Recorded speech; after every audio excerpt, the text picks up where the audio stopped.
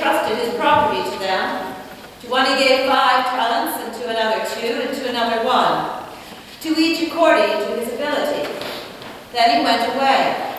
The one who had received the 5 talents went off at once and traded with them, and made 5 more talents. In the same way, the one who had 2 talents made 2 more. But the one who had received the 1 talent went off and dug a hole in the ground and hid his master's money. After a long time, the master of those slaves came and settled accounts with them. Then the one who had received the 5 talents came forward, bringing 5 more talents, saying, Master, you handed over to me 5 talents, and see, I have made 5 more. His master said, Well done, good and trustworthy slave. You have been trustworthy in a few things, I will put you in charge of many things. Enter into the joy of your master. And the one with the 2 talents came forward, saying, Master, you handed over to me 2 talents, see, I have made 2 more. His master said to him, Well done, good and trustworthy slave. You've been trustworthy in a few things, I will put you in charge of many things. Enter into the joy of your master. Then the one who had received the 1 talent also came forward, saying, Master, I knew that you were a harsh man, reaping where you do not sow and gathering where you do not scatter seed, so I was afraid. And I went and hid your talent in the ground. Here, you have what is yours. But his master replied, You wicked and lazy slave, you knew, did you, that I reap where I do not sow and gather where I do not scatter? Then you ought to have invested my money with the bankers, and on my return I would have received what was my own with interest. So take the talent from him, and give it to the one with the 10 talents. For to all those who have, more will be given, and they will have an abundance. And from those who have nothing, yet even that will be taken away. As for this worthless slave, thrown into the outer darkness, where there will be weeping and gnashing of teeth. The Gospel of Christ. Praise to you, Lord Jesus Christ.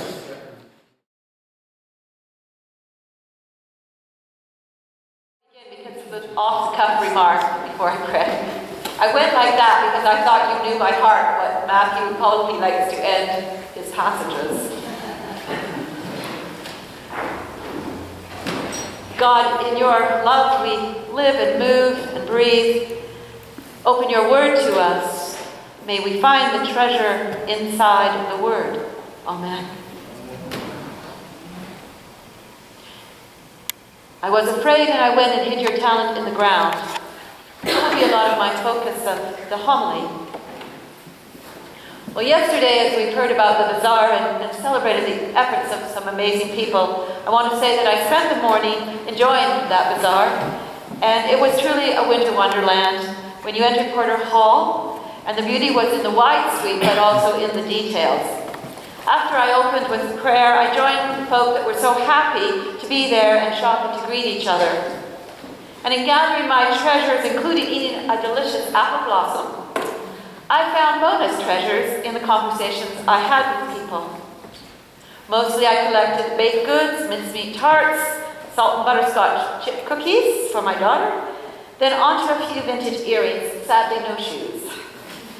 And girl guide cookies from a very young girl guide whose treasure was not in her hand, but her shining sweet presence.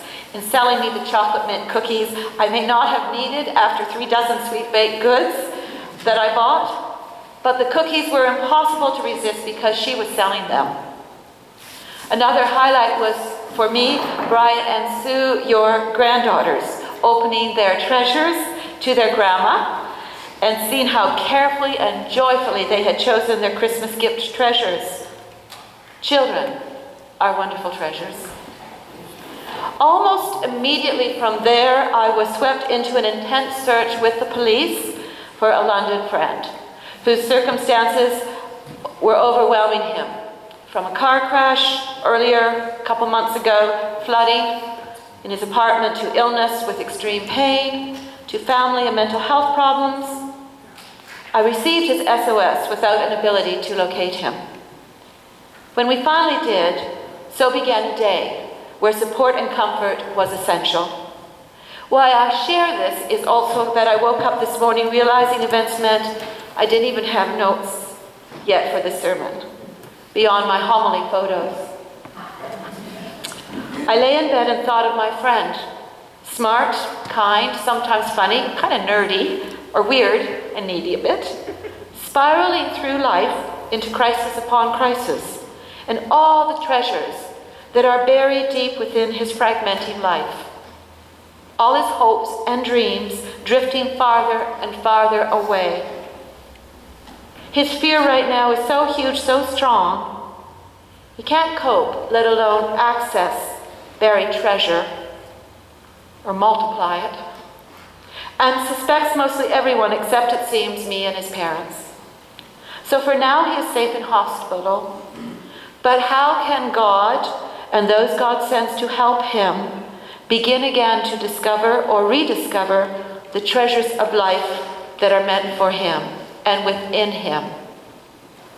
I noticed yesterday some were kind and he relaxed, and some were harsh in their manner and he went into fear mode. Whoever you meet probably has treasure, well, I know, has treasure hidden within, riches from God, and some they have buried in fear. Fear of what is demanded, fear of being inadequate, of being judged or being used. Everyone you meet is sometimes in life a nervous treasure chest, searching for their own key. What can you do to treasure the treasure, to steady their hand? I was so impressed attending the past Thursday with Doug, as he said, the Arthur Bowden Secondary School presentations of awards, and really proud that you didn't hoard that amount of money. Not that you hoard money, but you set it aside for youth so that they could be a little bit more empowered and validated in what will be a challenging and hopefully good life ahead for them. And so I know that for them, and as I watched them come up, it brought memories of my own high school. What I liked were the speeches. They weren't long, and they were from their mentors. And basically, in the end, they said, you go for it. You go for it. I suspect that some of those youth struggle a lot with their belief in themselves and their gifts and their talents. I found in preparing this homily with speed, this lovely prayer poem. God, what treasure coin of you is buried in me? What gifts have you given me that I have interred, rolled a stone over? What skill or passion, grace or yearning have I hidden away in fear? What is the breath of your spirit in me that I neglect? What is the fear that binds me? And what am I afraid of? Is it real? What if I were to spend myself for you, to put your treasure in me to use? What would that be like? Would you, the giver of my life, not be pleased? Beloved God, lend me your shovel. John of the Cross wrote this of the parable, that in the evening of life we will be judged on love alone. For some it is easy to love, to fearlessly invest their portions of love. They risk ego, rejection, derision, even death, adventurously increasing their master's wells of love in the world. For some, the world is too dangerous, and it feels safer to bury your feelings and your awesomeness. That actually is, I quote the last word. I don't agree that the master of this parable, and I kind of feel you don't too, truly reflects God's goodness. In fact, this master may be corrupt. I suspect he is. I can leap to what Jesus often doesn't think. If the masters of the world, faulty as they are, can do this for you, in meaning increase your talent, how much more can a truly good master who loves you do for you if you will risk your life with their love and the talents you receive from their hands? God is invested in us and wants us to know what we have to offer is really quite wonderful, and wants us to try to be brave and fearless because his love is trustworthy, unlike many masters in this life. And a great example is the brave Val, who read this morning's reading, which was chock full of ancient Hebrew places. I didn't want to read that. I wasn't going to change with her. But she ranks Deborah amongst the most famous women in the Hebrew Bible. Not only for her wisdom, Deborah was known for her courage. She's the only woman of the Hebrew Bible who gained renown on her own merit in the Old Testament. Well, there's a few, though. Not because of her relationship with a man. She was truly a remarkable judge, a military strategist, a poet, and a prophet. She makes decisions for nations. She gives instructions as well as breaks out in song and dance. She sings one of the most ancient songs of victory in the Bible. The Israelites, the powerful men of the nation, came to her for judgment. The writer does not say that she stayed safely in her home and prayed for those on the battlefield. She made active commands regarding the men under her leadership, and she went with them into battle. Her name literally means a woman of flame. I wonder sometimes how many people in her life tried to snuff out her flame, tell her this was not her calling. This fiery prophetess used to sit under a particular palm tree that bore her name for generations to come. And they come to her. And it's precisely in times like they lived, which were chaotic, conquest, disorder, and struggle, when unusual leaders will rise and shine.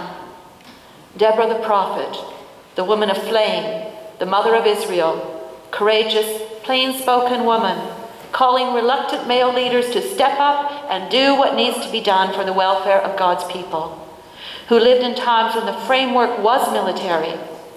And she shows us how at any time in any circumstances our talents are needed, and if we have courage, can be offered to better the world.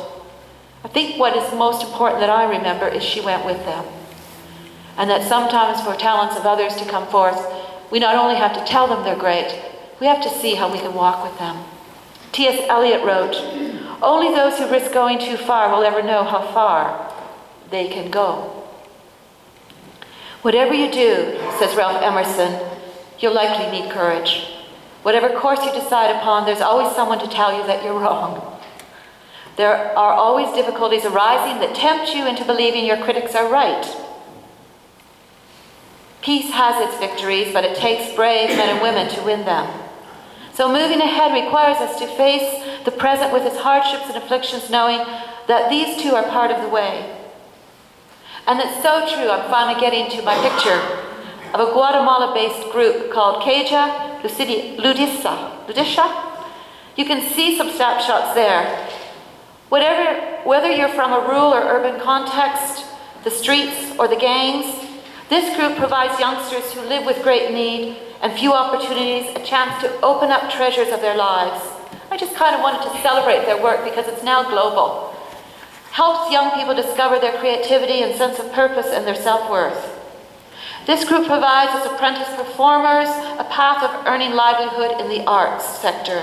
And this is their motto, and I quote it: "Where war and violence have sown terror and fear, art and playfulness bring forth life, love, happiness, beauty, understanding, consideration, and brotherhood." Now, sadly, on the 2nd of February, a couple years ago, Victor Rev'd, a member of Quechua Ludisha, was shot dead. Victor was a youth coach with Quechua Ludisha, and he helped steer young people away from a life of violence. You will see some young people carrying his coffin in the photo. Their faces tell the story of their pain in his death. Victor grew up in a gang area, in a violent inner city area of Guatemala, and he hung out on the streets. He got into fights, and he had problems with the police. But at 14, he found this group's work and began turning his life around. He talks enthusiastically about his work. He was interviewed before he died. He said, "We get young people to turn away from violence. We arrive in a new inner city area with a spectacular parade." And now we'll flip to the second slide. Juggling, stilts, dancing. Then we welcome young people who want to come and join in. Everyone's welcome. We teach technical skills, but also build confidence and self-esteem, self-awareness and teamwork, tolerance, and people skills. In a country torn apart by civil war and gang violence, our work is vital. Victor learned to stilt walk, to paint his face, to take part in colorful, positive street carnivals, and it's here he learned to read. And then after opening his own gifts, he delighted to help other youths find theirs. And I quote him one more time. He said, "I did my first parade in 2012 and I've never forgotten it. When I teach young people to juggle or walk stilts, it makes me very happy, as it should when our gifts come out. And it makes me humble." I think that's a key thing. When our gifts come out, it makes us humble, not arrogant with them. "Violence and shootings are shockingly high in Guatemala," he said. "We have the highest murder rate in America, in the Americas. Around half of the population of Guatemala are under 18, and many have grown up surrounded by extreme violence. Context that means normal social interaction are torn apart."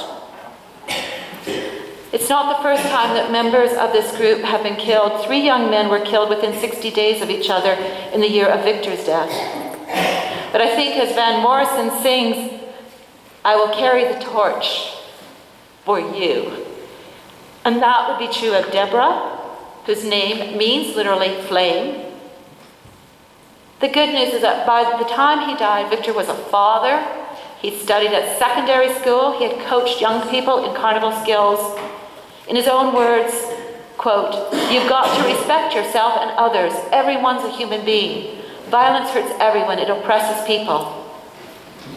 So I'd like to leave us with the thought that we cannot blame people, as Victor didn't, that you brush up against every day who can't open up the treasures in their life, who are right to fear exposing them to dangerous times and corrupt masters.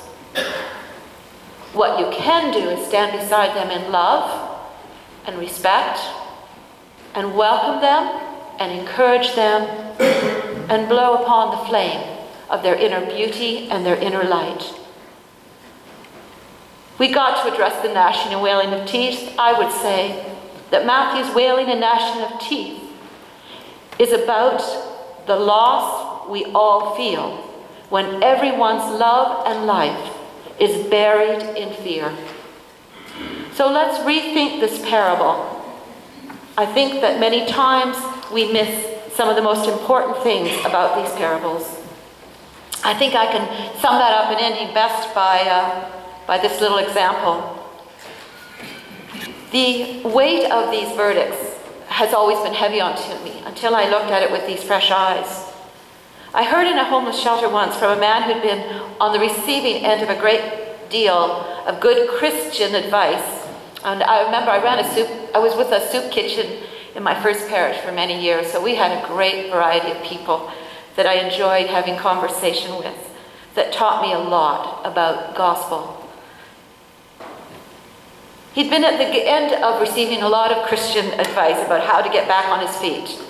After being coached on handling his addiction, applying for jobs, managing his finance, and qualifying for low-income housing, he finally looked at the person he was having the conversation with, who was invested in his rehabilitation, and said, "Why do you want to fix me up and feed me back into the same machine that ground me up in the first place?"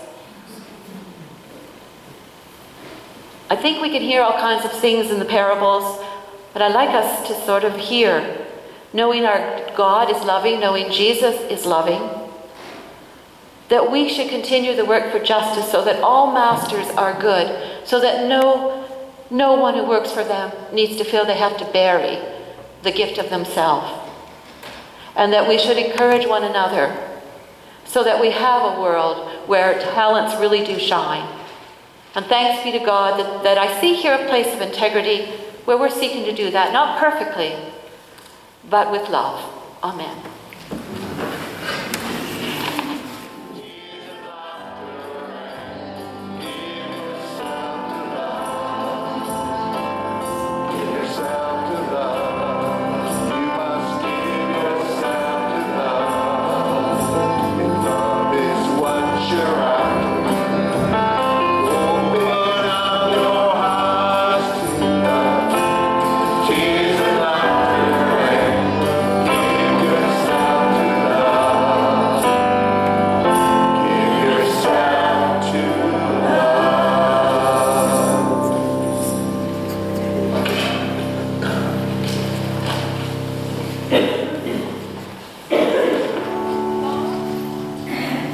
Generous God, we have heard your invitation to risk life fully.